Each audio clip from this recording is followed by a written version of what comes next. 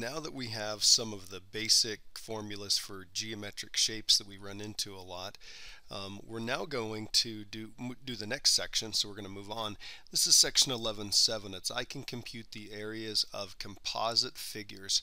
And another way that we talk about these are also known as compound figures. So if somebody says we're going to use composite figures or compound figures, they're talking about the same thing. Now, down below, we're going to start doing the stuff on geometric figures. I do want to spend just a little bit. Occasionally, we'll go back and review. Percents are a really important part of math, and it's really important that you be able to do those. So we've run into some things like this before. If a coat is on sale for 25% off, write an expression that could represent the new price.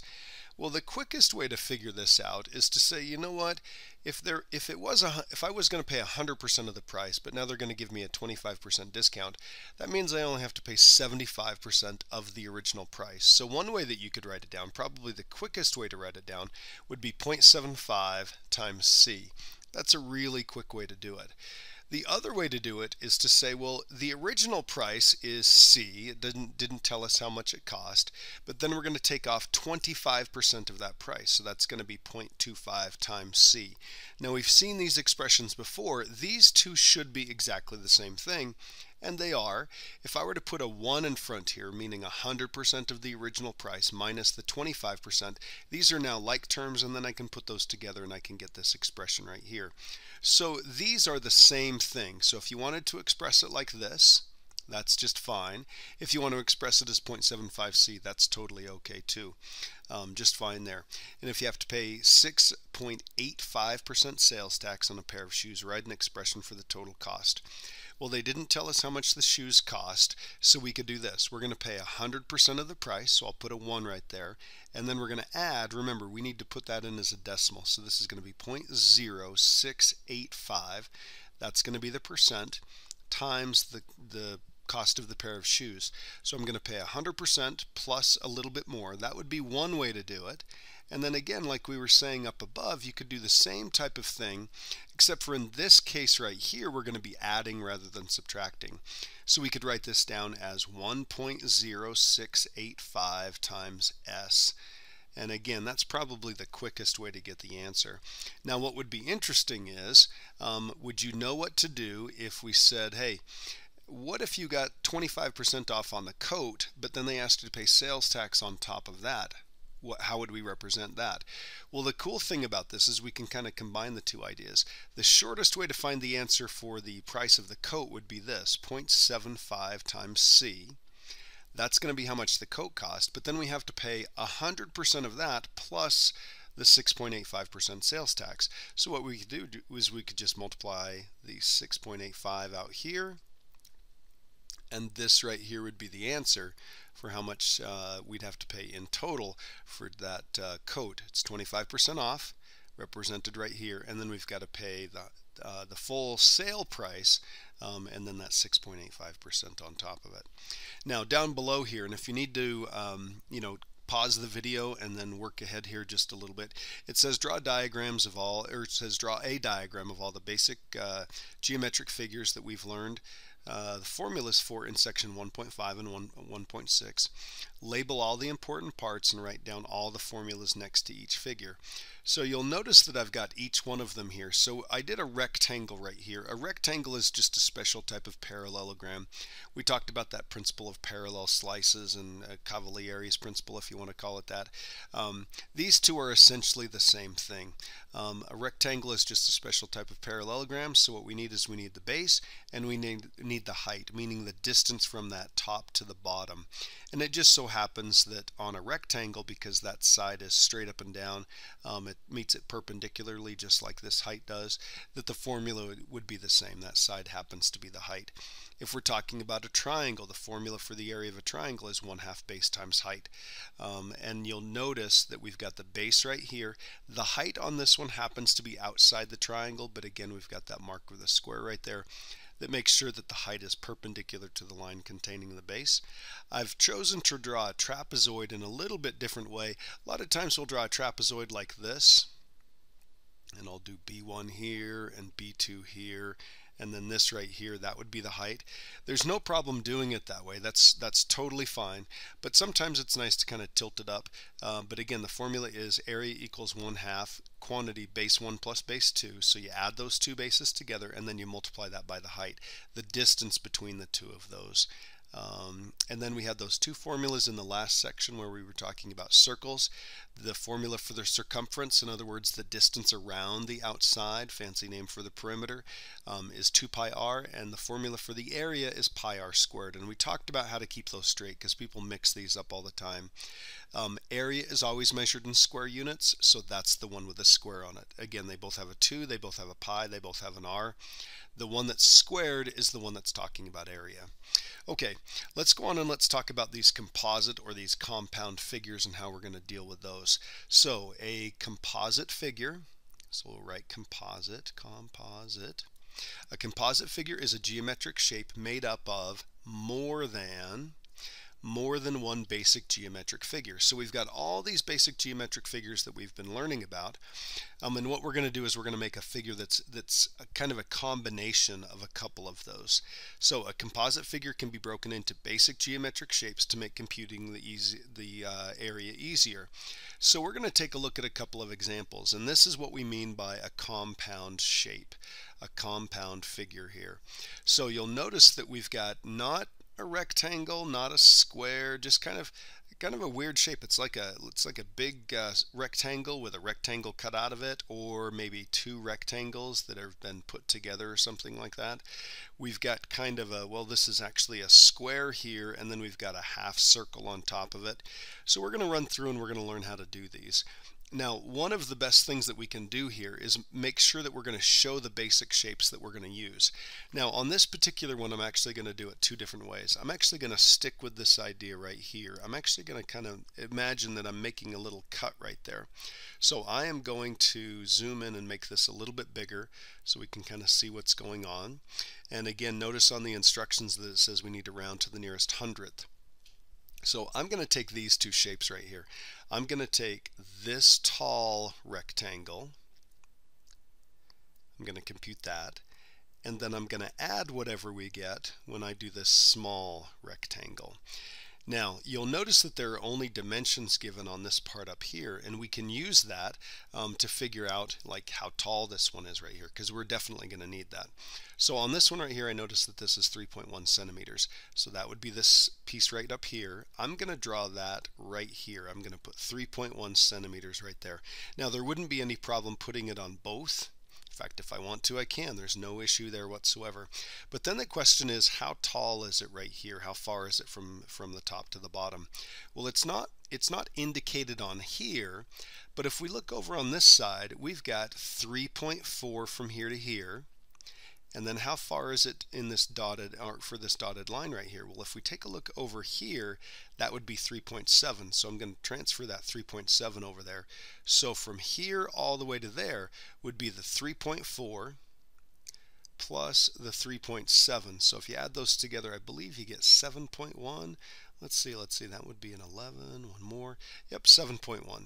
Okay, so this is 7.1 centimeters tall. Now we're going to come over here and we need to find the area of this. This is 3.8 and this is 3.7. So if we were to multiply the two of those together, we'd get the area there. Now, what I like to do when I'm doing these problems is I like to actually make the calculation, and then I like to put the area inside the actual figure. So here's what we're going to do. Let's find the area right here.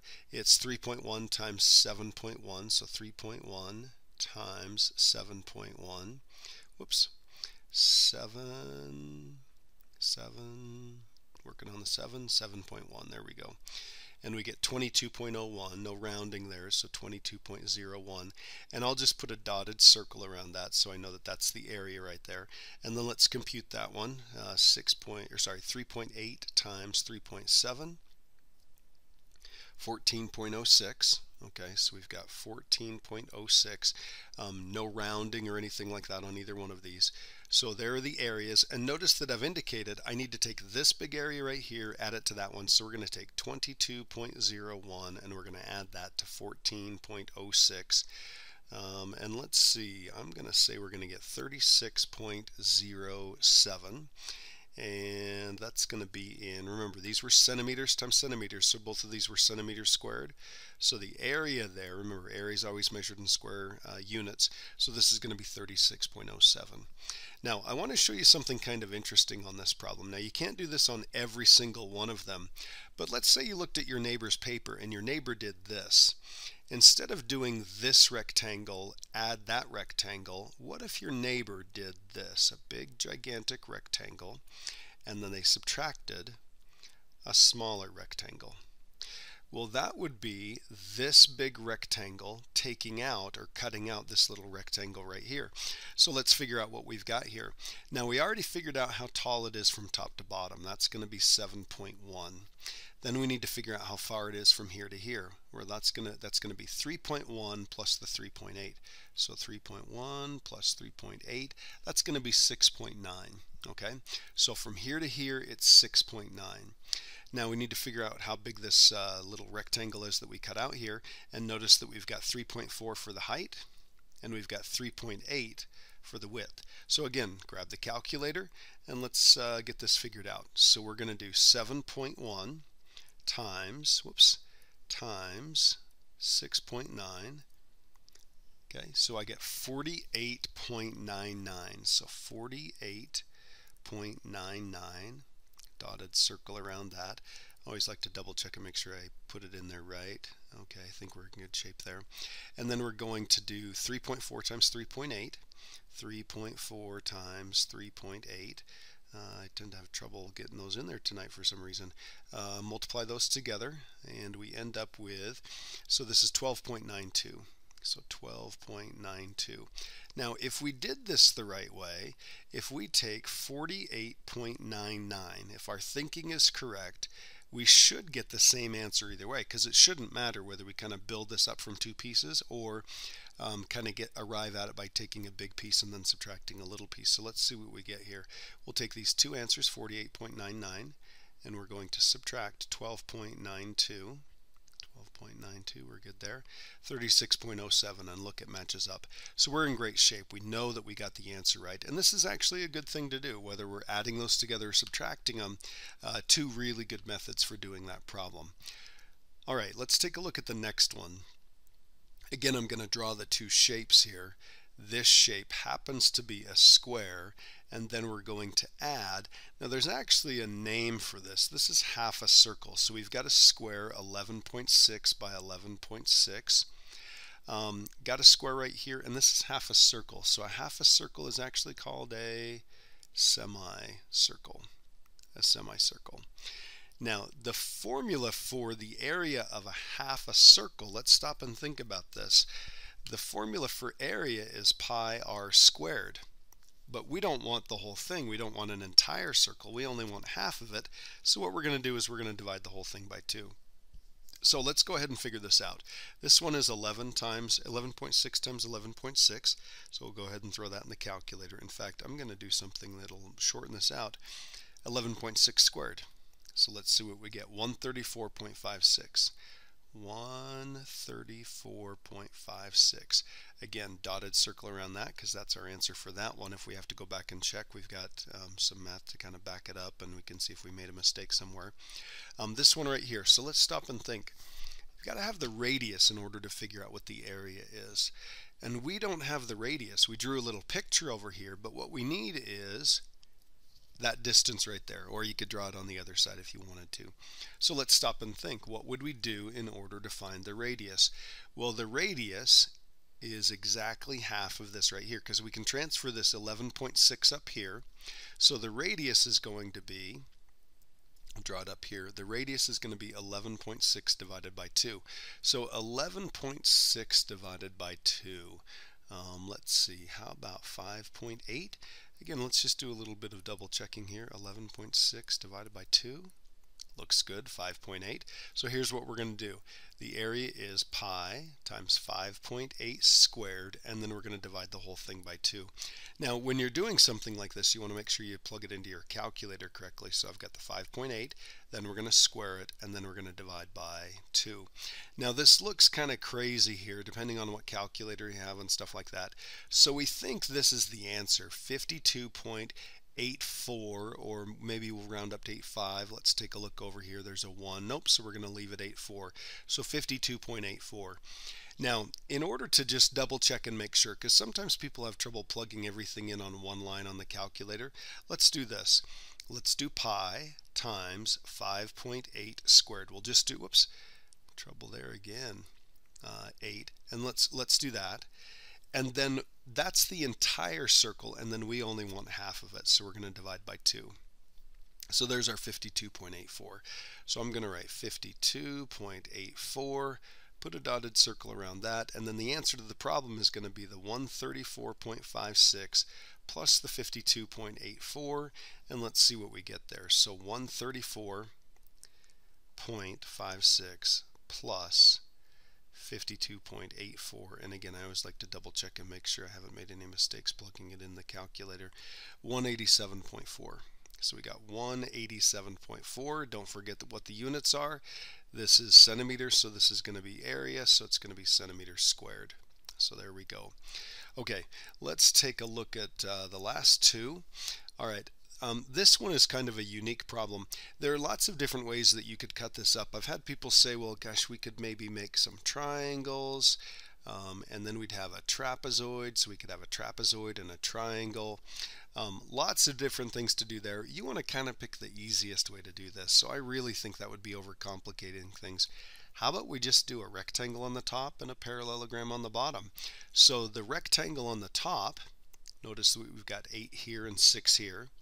And then we've got the parallelogram on the bottom. Well, if this is 6, that's also 6. And if this is 6 and that's a parallelogram, that's going to be 6 also. So I'm going to put a 6 right there. And then we've got to know how tall it is.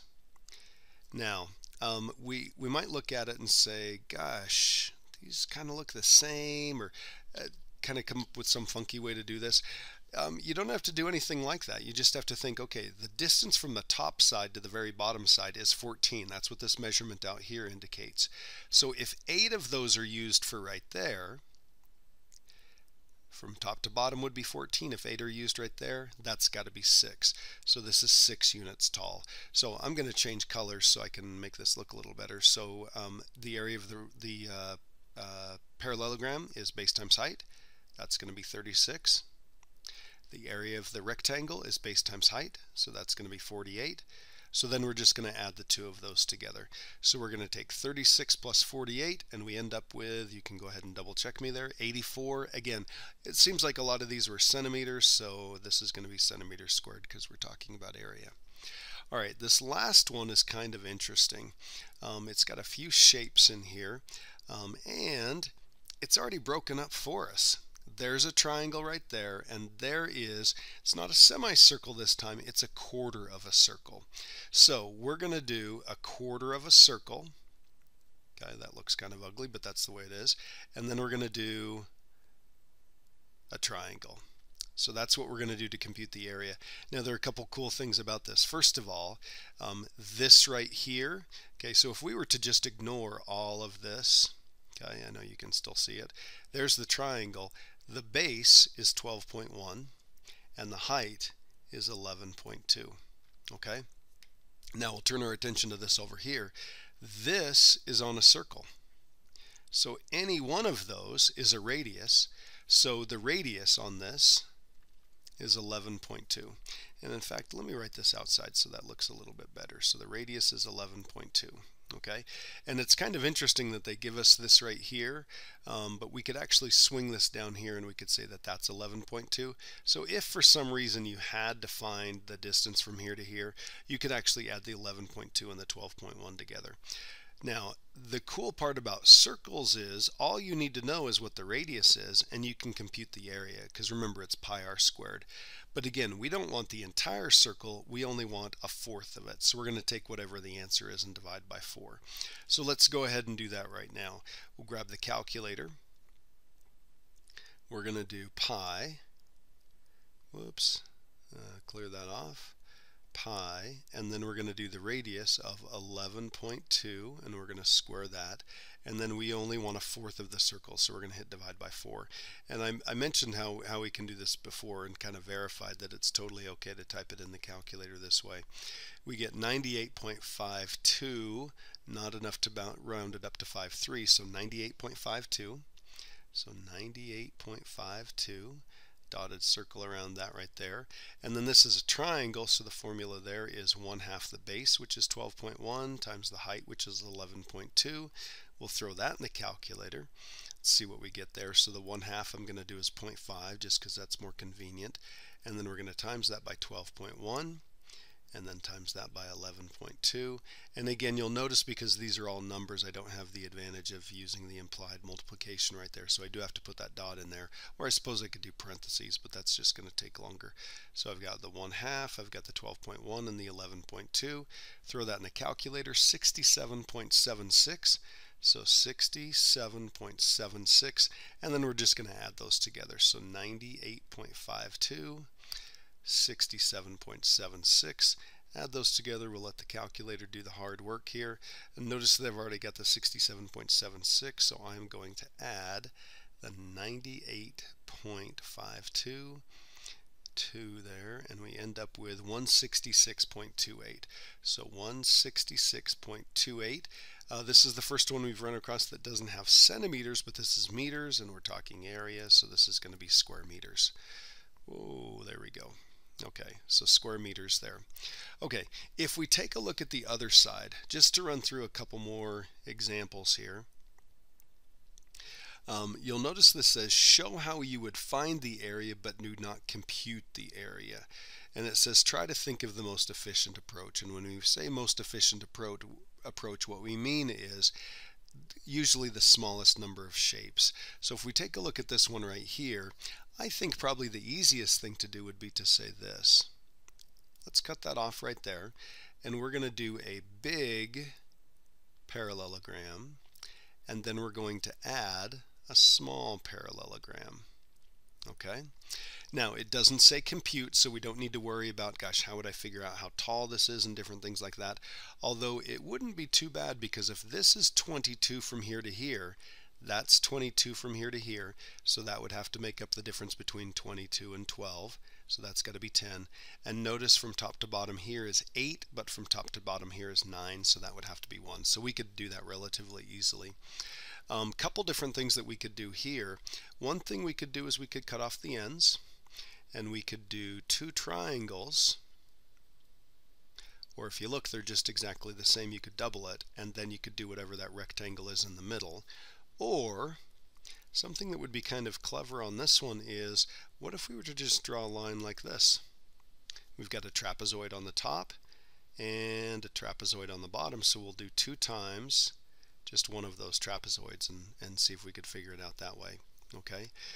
Now again, the approach that you finally have to take might depend on whether or not you can figure out all of the pieces that you need. Like on this, we'd need base 1, base 2, and then the height. And stuff like that, but I think there's all the information that you'd need.